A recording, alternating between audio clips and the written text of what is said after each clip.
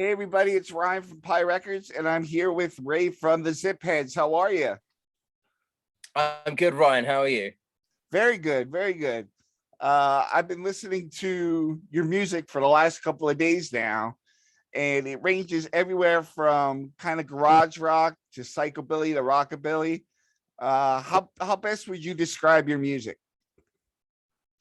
So, yeah, I mean that's a pretty good description. It's like you said, it's a pretty wide kind of range of influences we have. But yeah, we have I guess the quickest way to explain it is we have a double bass, and so there's Yeah. some kind of billy suffix on the end of whatever we are.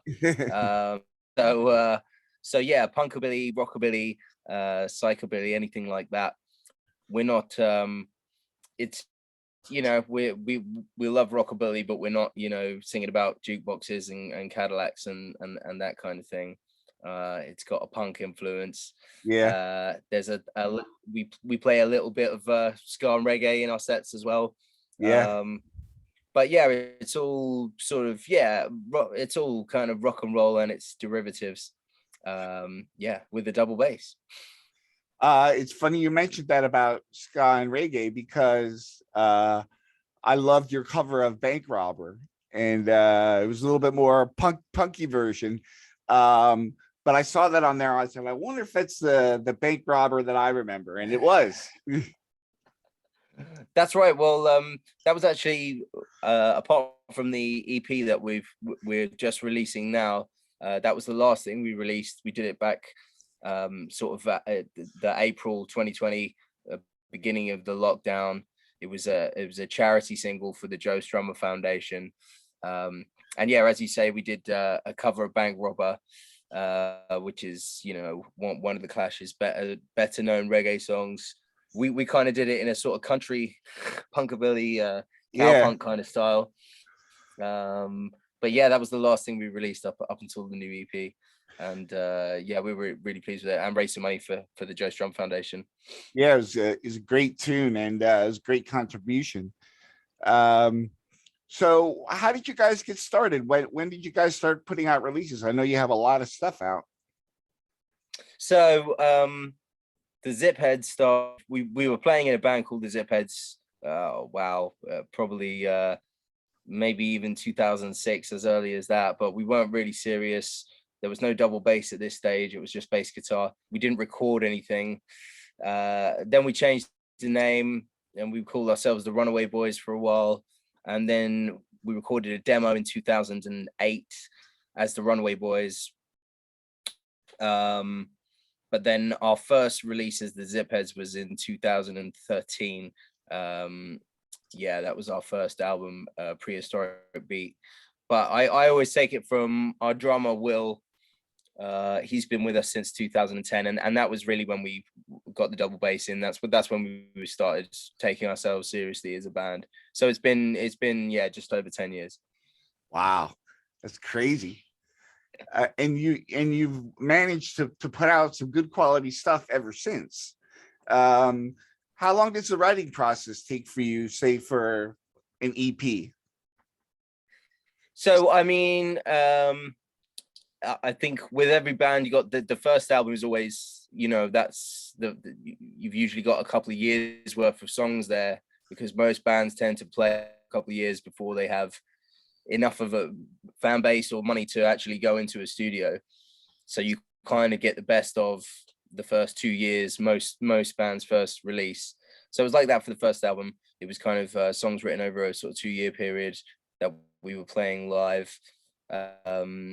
But this EP, I mean, this is the only EP we've done, the one that's coming out. So this was 4 songs. I guess the right stage, it came together, maybe even in a couple of weeks. But then, as you record, you kind of add bits to it and stuff. So, but all in all, it took us about a year to get this EP together, and that's only 4 songs. So we're not too prolific. So I got it on iTunes, but you're releasing physical copies, aren't you? Yes, in fact, so the EP is out on Wednesday across all streaming platforms. So we've actually, me and Will, our drummer, we've been sending the pre-orders out today. So the pre-order's been up for about a month, and we had a good response to that. So we've been going to the post office like back and forth a couple of times today, posting all the physical the 7-inch vinyl EPs out across the world. So yeah, hopefully they'll be turning up soon for people. Did you guys put it out DIY, or was there a label that helped you distribute it? So we put it out ourselves. Our last album, our last couple of releases, and the Bank Robber single you mentioned have been with Bomber Music, who are independent UK label. And so our first album, 2013, we released that ourselves just on CD, because that's kind of all we had the funds to do at the time. Then we released an album with Bomber, our second album, 2016, and then they re-released our first album for us on vinyl, etc., in 2018. But this EP, we've released it ourselves under Voodoo Canapé Records, which is us, which is the band. So yeah, I mean, this EP is a little bit different. So yeah, it's a bit of a kind of side thing. So we decided to do it ourselves rather than risk throwing our record label into financial ruin, with our sort of pretentious side project. Yeah. So what instrument do you play in the band? So I'm the guitarist and I'm the singer. I'm the singer and the guitarist. I'm the front man. We are we're kind of best known as a three-piece, double upright bass, guitar and drums. And yeah, I'm the guitarist and the singer. For being a three-piece, your recording sounds very full. You have a very full sound. Yes, well, I'm not gonna lie, obviously in the studio you have the sort of advantage of you can sort of double up guitars and stuff. We try not to go too mad on that, in the studio, because we want to be able to recreate what we've done live. But yeah, we have it's a kind of trio setup, that was the bands we always sort of emulated as long as I can remember. Like Green Day were one of the first bands I loved, and then later stuff like the Police and stuff like that. But also when we started getting into rockabilly, that's the three-piece rockabilly band is really a staple. So bands like the Stray Cats, the Reverend Horton Heat, the Living End, that was exactly the format we were going to do, that three-piece. Yeah. It's funny. I thought on some songs Reverend Horton Heat, but one song in particular, and forgive me because the name escapes me, I totally heard the Living End influence. Yeah, do you know what? There's no way my band would exist if it wasn't for the Living End. We absolutely really love those guys. When we were always big punk fans and kind of new wave fans, and then we kind of started getting into rockabilly, and we were like, what if we be the band that mixes rockabilly and all this 50s influence with stuff like the Clash and the Jam, etc. And then we found out there's this other band from Australia called The Living End who'd already done it way better than we ever could have. So yeah, we kind of came together over a love of them, because they're here in the UK. They're not like enormous. They're not a massively known band. I know it's the same in the States, especially when you compare it to their native Australia, where they're quite rightly the hugest band ever, and everything they release goes straight to number one in the Australian charts. But for whatever reason, in Europe and stuff, it's like the select few people who kind of know about it. So yeah, we were absolute diehard fans, and Chris Chaney is like one of my top guitar heroes. So thanks. It's always good when somebody hears that. I hear it because the songwriting style that you had on that one particular song, and like I said, forgive me, I can't remember which one it was, reminds me of his songwriting style. And his songwriting style is connected to people like Alan White from Morrissey. You could totally hear that guitar playing in there.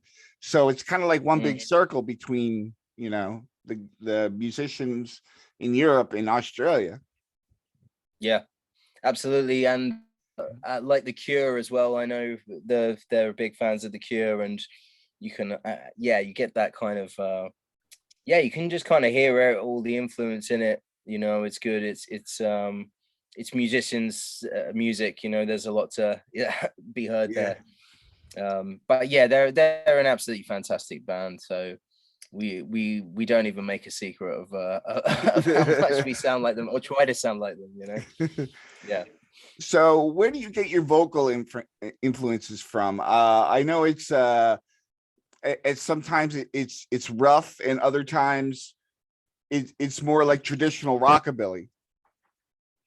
Okay. Where do you get your ideas for what you're going to use for one song to the next? Well, in terms of the vocals, you know, I'm a big fan of singing, and there's I think melody is really important. That's where the kind of older influence comes in.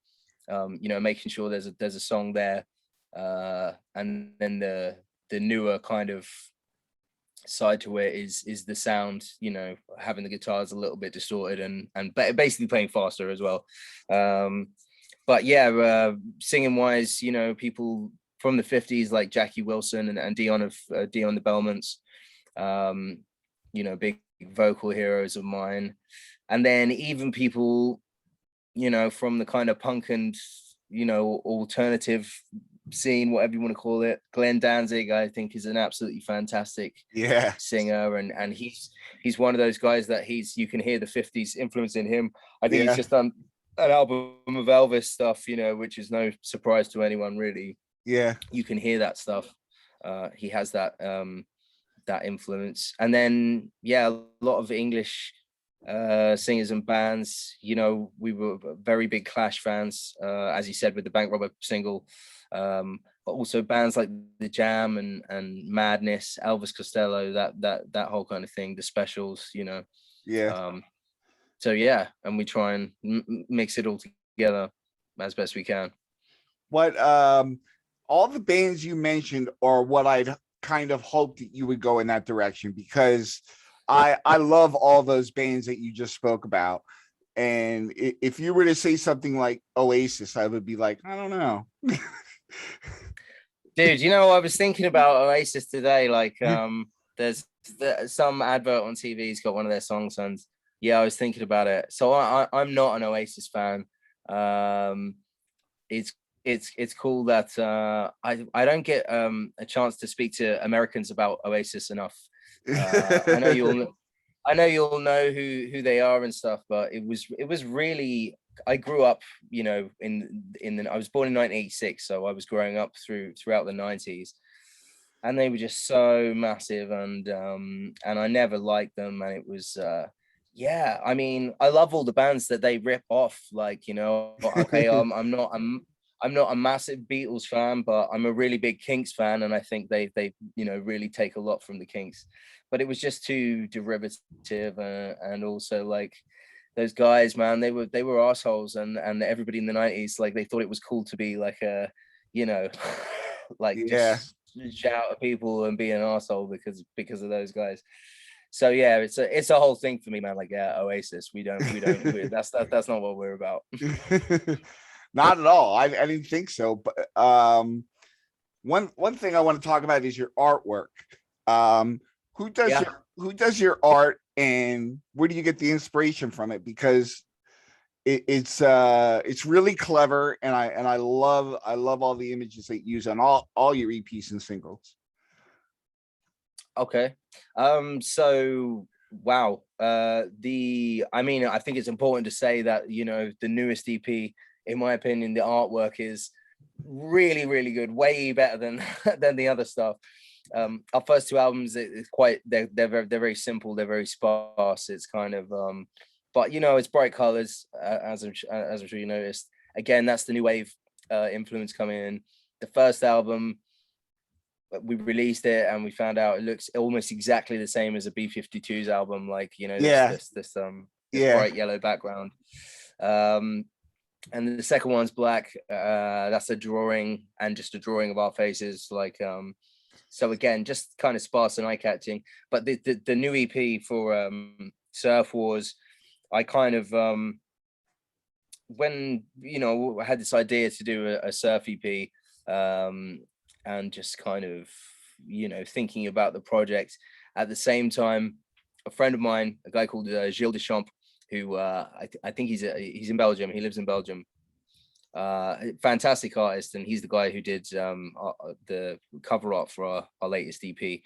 He's also a musician. He was in a band called the Garbage Bags, who we'd played with, and kind of knew a really fantastic garage rock, sort of trash garage band, that I would advise anyone watching to check out.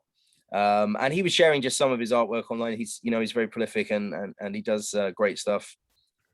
And so I saw his stuff and I was like, wow, this is before I'd even finished writing the songs or recorded the EP. I was like, okay, well, that's one thing I can cross off the list. Like, this guy's doing the, you know, he's doing the cover for me. So I came up with a kind of design, you know, very rough, based on it's kind of like a battle scene, you know.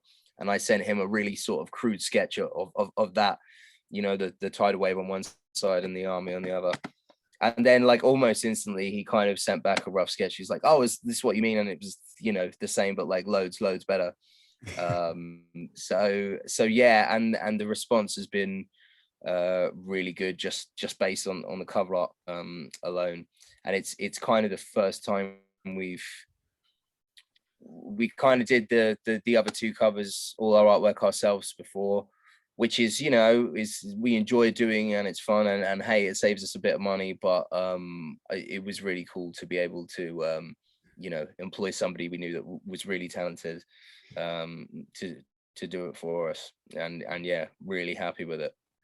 It's really good. And one of the things, being like a record collector as a kid, was going and checking out at the record stores all the other new bands you haven't heard of, and then you come across one that's got a really great cover, and you just kind of take a chance on it. And that's what it kind of reminded me of your new cover. It's kind of like, that's one I would pick up just because of the cover. Well, that's, you know, brilliant, and not to get all capitalist and sell out about it, but obviously that's an awesome selling point as well. I'm sure we'll sell a few based on the cover. You know, the music's good as well, like, you know, I hope, but people aren't going to feel like they've been stung. But yeah, I'm the same. I've definitely bought stuff just for the cover. I don't know if people can afford to do that anymore, or if you get yeah, if you get stung too many times, like a great cover, and then the music's not so good, maybe. Yeah.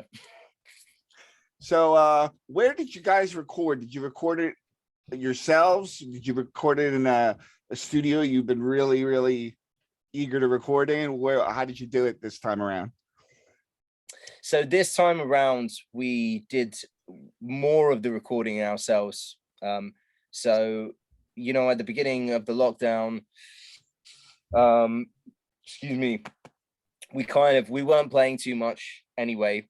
I play with some other bands, and I was pretty busy with them. And also our bass player had left, so we were kind of, you know, not as busy as we would normally be. And then the corona came in, and then everything was sort of cancelled anyway. So this EP, you know, it's, as you know, it's instrumental surf music, which isn't what we normally do, but it was something I wanted to do for a while. And with the lockdown, I thought, okay, this is the chance to do it when nothing else is happening, you know, get this weird little thing out. But also at the start of lockdown, fortunately, I had just sort of purchased some, you know, recording equipment, some recording software. And so I kind of taught myself a bit how to use that at the beginning of the lockdown. So but the important thing is to say, we didn't record this all ourselves. The drums we recorded with our producer, a guy called Tim Kramer at Signal House Studios. He's recorded our last album Rampage and the Bank Robber single. And you know, he's our producer. He's someone we always, you know, work with when we can. So he recorded the drums. I don't have the space or the microphones or the know-how to do that. So he gave us a drum mix. So basically I just recorded the guitars and the bass, and everything except the drums. And then he mastered it as well. So he kind of did the very first bit and the very end bit. He did the important bits, and then I, you know, sat here at this very computer, just recording the same guitar take over 100 times, you know, until this kind of thing. That's why it took a year. Yeah. But so it was kind of yeah, we did a bit more of the you know, the workload ourselves in terms of and bass takes, and the rest was done with Tim, our producer. I must feel very gratifying when you can take the bull by the horns and do it yourself and know with confidence it's going to turn out all right. I wouldn't say I knew with confidence, but yeah, it was it was cool. It was really cool. As I say, you know, the first thing we've recorded, we didn't again, you know, the drums and the mastering was done by somebody else, but just knowing that we can, you know, do a bit more ourselves, it's really cool. Again, you know, it's the same as the artwork.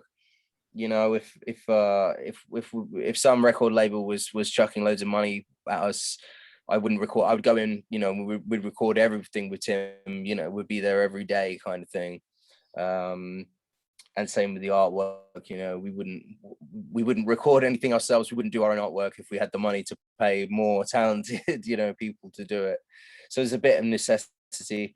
But it turned out great, and I did enjoy sort of the recording process. But yeah, but I was, you know, I was on the phone to Tim every 10 minutes. He basically talked me through the whole thing. You know, I don't want to take too much credit away. But yeah.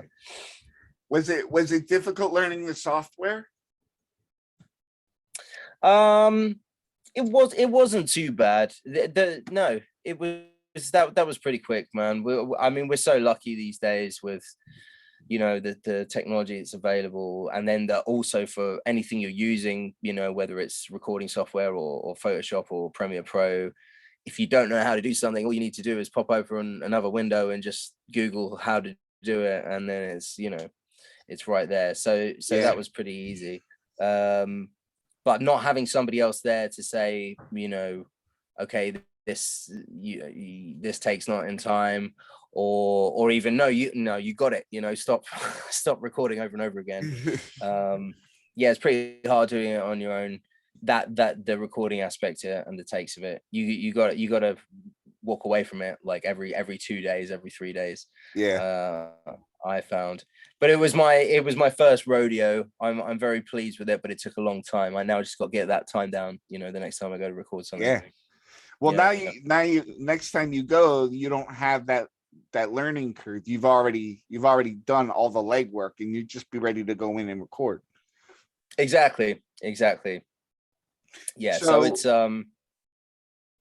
yeah, it's been good.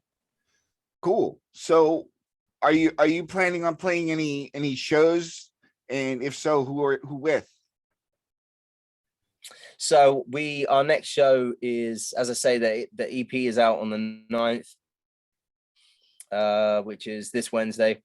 And then the following Wednesday, we're doing our EP launch in Camden in North London, a place called the Black Heart. And so this is going to be our first show as the Zipheads in over 2 years, you know, since way before the pandemic. It's going to be the EP launch, and we have a new bassist. He's also, some of these tracks on the new EP have bass guitar on them for the first time in anything we've released. So Dick, our new bass player, he's going to be playing a combination of bass guitar and double bass. And we also have a second guitarist for this gig as well, just to kind of fill out the sound on the surf stuff. So yeah, it's going to be our first show as a 4-piece as well. So yeah, really looking forward to it. It's going to be great to play after such a long time away, and also to have some new songs to play as well after such a time. Yeah. Well, having a record release show is a really big deal. And so congratulations on that. I hope it goes well for you. Thank you. And also, just to say, you were asking who we were playing with. So, I mean, obviously we're headlining this show because it's our launch, but we've got some very good friends opening for us, a band called X-Ray Cat Trio, who I really can't recommend enough to your listeners, your subscribers. Again, they're kind of similar to us, probably a bit more garage, trashy, kind of lo-fi than we are. They're from Leeds, which is in the north of the UK, so there are kind of northern counterparts. Whenever we're up there, we try and play shows with them, and when they come down, the same thing. Great band, and again they do a lot of kind of surfy kind of flavored stuff. And then we have JV and the Cardinal Sins, another great London garage punk kind of three-piece, all three-piece, sort of rock and roll outfits. So yeah, it's going to be a really good night with a lot of friends, and it's going to be awesome. I hope you post some videos of that night. Well, we're hoping, we're gonna have some cameras set up and we're definitely gonna record it, because it's so people can see what they missed. If you put it on your YouTube channel, I'd be happy to share it. We will. It'll be going up there for sure. Yeah, definitely. Awesome. Well, is there anything you'd like to add or talk about that I may not have asked or mentioned?